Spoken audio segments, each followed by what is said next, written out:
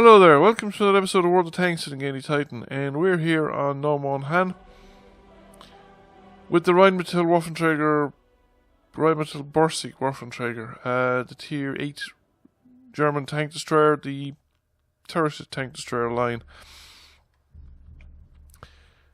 So it is, well, we're top tier. It's a very strong Tier 8 game. We're obviously fully upgraded and equipped Tier 8. I use the 12.8 centimeter gun in preference to the 150. The 1.5 centimeter gun because, or it was a 15 centimeter gun rather. The 15 centimeter gun has very poor gun handling. It's got a very long aim time and quite a large bloom. Even though it does substantial amounts of damage, I find that this is more reliable and more consistent, and in general I prefer reliability and consistency over derp. That's just me. I mean, I do enjoy occasionally going out with a derp tank like the KV2 or the SU-152 or something along those lines. Since they stopped took away the BL-10 gun on the ISU-152, I've switched away from a derp loadout as well, because I think on the ISU-152 with the BL-9, I think it's the BL-9, the 750 alpha damage on the armor piercing, and the armor piercing is good enough. The penetration is decent and the armor piercing is reasonably reliable, and the 750 is close enough to the 950 alpha damage from the high explosives, and of course is far more reliable than to make the derp worthwhile. Whereas in the SU-152, the thing there was you had a 950 alpha on the high explosives, but the penetration on the basic ammunition was crap. So you were better off going with the other stuff. You got more reliable damage output. So we've stopped the Gronovich in its tracks, and we're going to kill it with the next shot. He was a very aggressive play really on the part of it, just out in the open against quite a lot of tanks. It just wasn't going to succeed and wasn't going to go anywhere. The problem with this location is that there's two problems. Well, the whole ridgeline, really.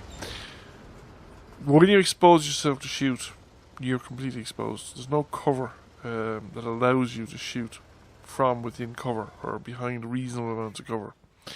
So if you get spotted when you're shooting, you're very vulnerable to get hit in return, because generally you're talking about multiple tanks facing off each other over long range, and whoever gets the most accurate shots in at the start wins over this kind of long range firefight, especially since the cover is better on the other side.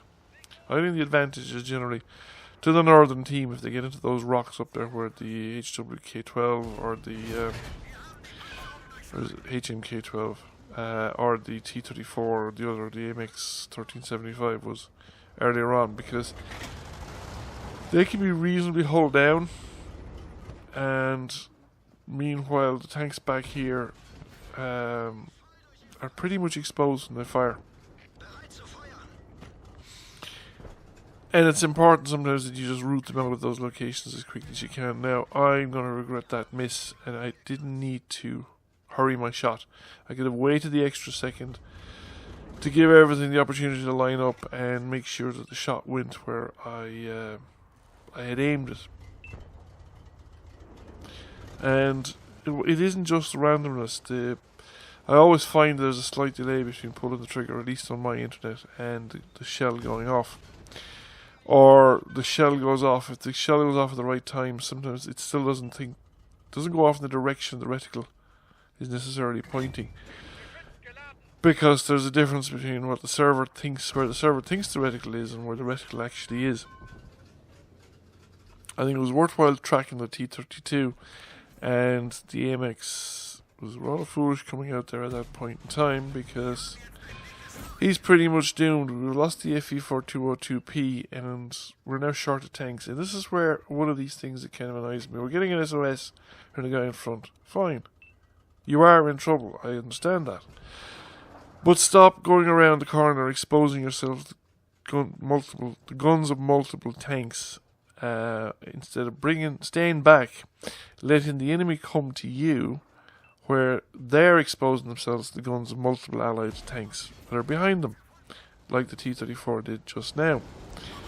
So we're about to lose the top of the map. I think we just don't have the numbers, and because we're also taking pressure from the south. Now this AMX 1357 is infiltrated, I'd say, through the town, round the southern edge of the map.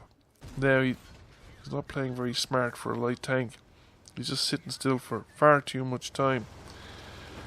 I think he's trying to aim to the clip, but that's not the way you do it really. If you're doing that, you're doing it from complete cover. But whether he has sixth sense or not now, I don't know. But he was in the open, and artillery now is paying attention to my location. Now, what I should have done now was I should have got rid of the 87, because that's well worth doing, and it's a one-shot kill, and it's just no-brainer.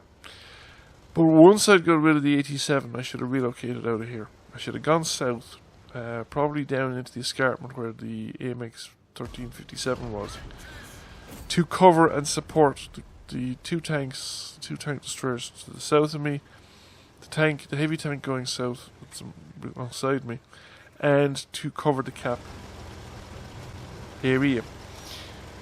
The advantage of doing so would have been threefold. One, I wouldn't be here when the enemy tanks arrive, because the thing about this location is, while they're great for projecting fire out when other people are doing the spotting for you,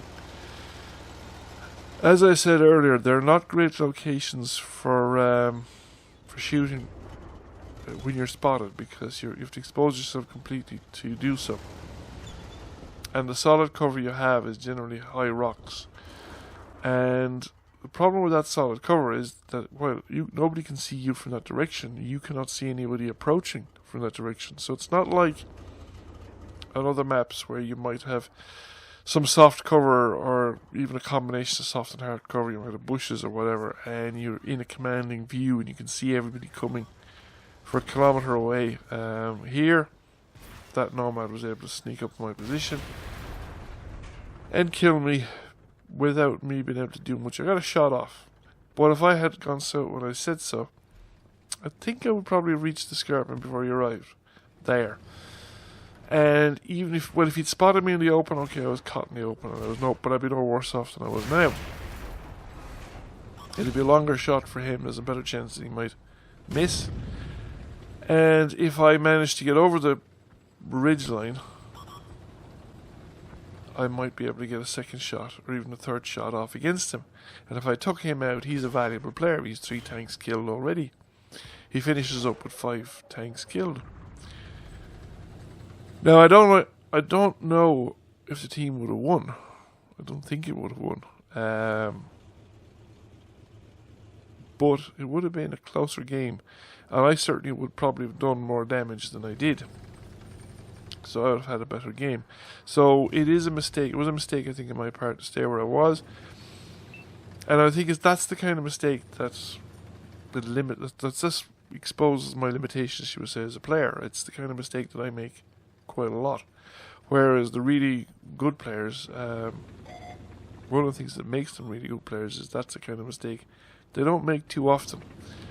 They're generally very, very good at their positioning. They're very, very good about when to relocate, and they kind of very good at anticipating what the enemy is going to do and the reason why they shouldn't hang around where they are. So we suffer an ultimate defeat. The enemy destroy all our tanks. They don't lose any further tanks. I did over 4k damage this time, and I got 4 kills, and normally that would satisfy me. I'd be quite happy, but in this particular game I just had that nagging feeling that I really should have done better, and I should have been more aware of my situation around me. Anyway, thank you for watching. I hope you enjoyed the video. If you did, please like. If you have not already done so, please subscribe. I will catch you all again soon. Bye for now.